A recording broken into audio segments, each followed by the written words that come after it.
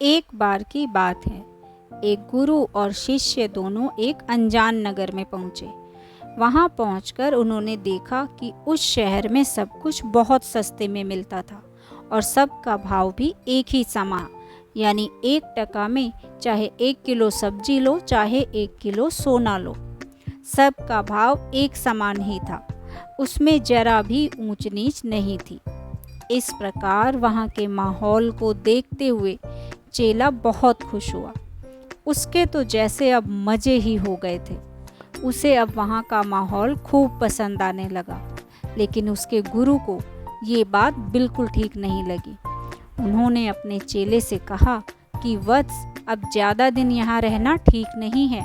यहाँ का राजा बिल्कुल मूर्ख है और उसके राज में गधे और घोड़े यानी बुद्धिमान और मूर्ख सब बराबर समझे जाते हैं। अर्थात यह एक मूर्खों की नगरी है। अगर यहाँ का राजा कह दे तो दिन को रात और रात को दिन माना जाना शुरू हो जाएगा।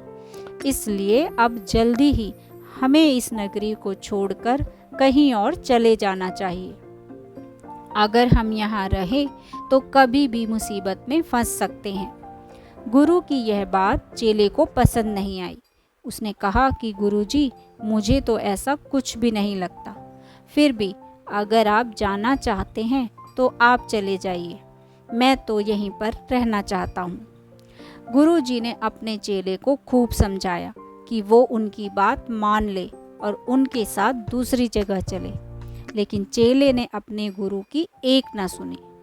अब गुरुजी ने अकेले ही जाने का निश्चय किया और जाते जाते उन्होंने अपने चेले से कहा, देखो वत्स, अब जैसी तुम्हारी इच्छा, फिर भी तुम अपना ख्याल रखना और अगर कभी मुसीबत आन पड़े तो एक बार मुझे ज़रूर याद कर लेना। मैं उसी समय तुम्हारी मदद के लिए आ जाऊंगा। और ऐसा कहकर गुरुजी अकेले ही वहाँ से चले गए। अब चेला अकेले ही खूब मज़े से रहने लगा और खूब खा खा कर थोड़े ही दिनों में वो मोटा तगड़ा हो गया।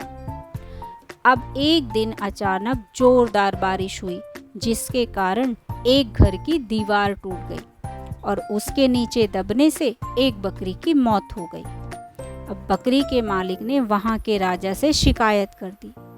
राजा ने जब बकरी के मालिक को बुलाया तो उसने कहा कि पड़ोसी की दीवार गिरने से मेरी बकरी की मौत हुई है।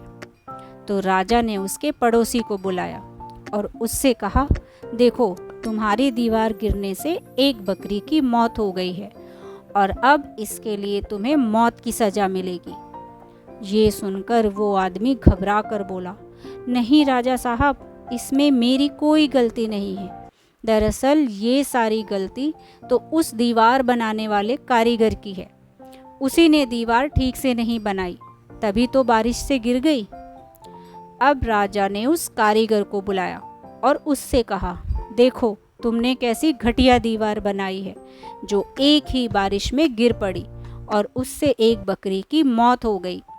इसलिए अब मैं तुम्हें फांसी की सज़ा देता हूँ। ये सुनकर कारीगर बहुत घबरा गया और उसने कहा, महाराज, इसमें मेरी कोई गलती नहीं है, क्योंकि मैंने तो पूरी ईमानदारी से उस दीवार को बनाया था। ये उस व्यक्ति की कमी हो सकती है जिसने उस समय दीवार बनाने का मसाला तैयार किया था।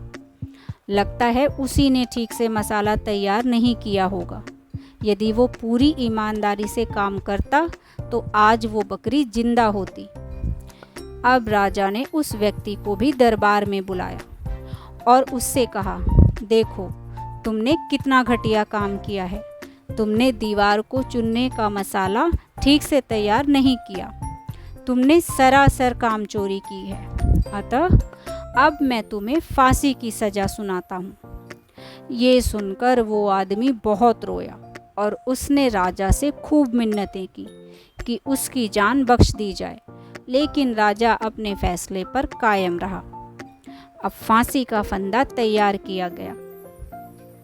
जब उस आदमी को फांसी दी जाने लगी तो फांसी का फंदा उसके गले में ढीला हो गया, यानी फंदा थोड़ा ज़्यादा बड़ा बन गया था। अब क्या किया जाए, क्योंकि फंदा तो थोड़ा बड़ा बन गया था। पर फिर भी फांसी तो हर हाल में दी ही जानी थी, फिर चाहे किसी दूसरे को ही क्यों ना देनी पड़े। इसके लिए अब ऐसे आदमी की तलाश की जाने लगी जिसके गले में वो फांसी का फंदा फिट बैठ सके। अब राजा के सिपाही ऐसे व्यक्ति की तलाश करते हुए उसी चेले के घर जा पहुँचे। उन्होंने उस चेले के गले में जब वो फंदा डाला और गले का नाप लिया तो फंदा एकदम फिट बैठ गया। अब सिपाही उस चेले को लेकर आए और फांसी पर चढ़ाने की तैयारी करने लगे। ये देखकर चेला बहुत घबरा गया। उसने राजा से खूब मिन्नतें की कि उसकी जान बख्श दी जाए, क्योंकि उसने तो कोई गुनाह ही नहीं किया है। लेकिन राजा ने उसकी एक भी बात नहीं सुनी और चेले से कहा, देखो युवक, हमें किसी और को फांसी की सज़ा का हुक्म सुना चुके हैं, लेकिन उसके गले में ये फंदा बहुत ढीला है, इसलिए उसके बदले मैं अब तुम्हें फांसी की सज़ा दे रहा हूँ। अब मैं अपना हुक्म वापस नहीं ले सकता, इसलिए इस फंदे पर किसी को तो डालना ही पड़ेगा। अब तो चेला बहुत घबरा गया, क्योंकि मौत अब उसके सामने ही नजर आने लगी थी। तभी उसे अपने गुरु की बात याद आई और उसने मन ही मन अपने गुरु को याद किया।